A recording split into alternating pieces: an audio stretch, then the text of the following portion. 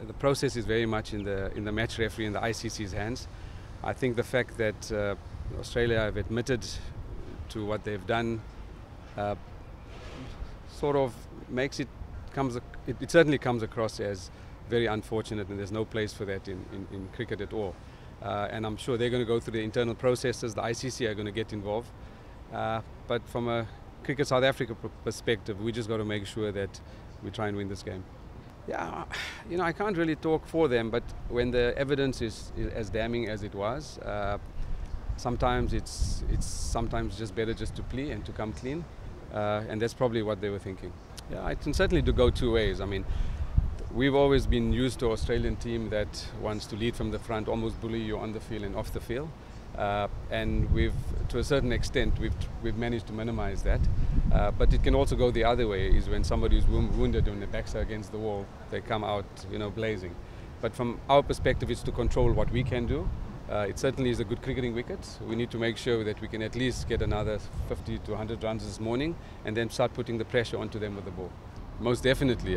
We've had Otis Gibson address the boys this morning, and the focus very much is about applying relentless pressure to be focused on what the job is at hand, and from a mental space they're certainly in a good one.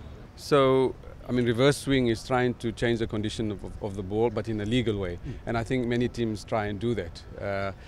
Coming back to your initial question, I think from a relation point of view, I don't think it will affect the relations between the two boards. Certainly, as far as the two teams are concerned, it's very hard on the field. But off the field, I mean, you've got to respect the opposition. Certainly no investigation from CSA. I'm not sure what ICC's position is on that. But as far as we are concerned, I mean, we leave it in the ICC for them to make a call on what the next steps are and what the sanction is going to be.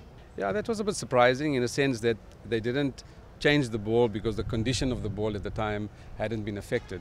But from my understanding and of the rules is that if there's evidence like there was, which was pretty much for everyone to see, then they should have changed the ball and a 5-run penalty should have been awarded.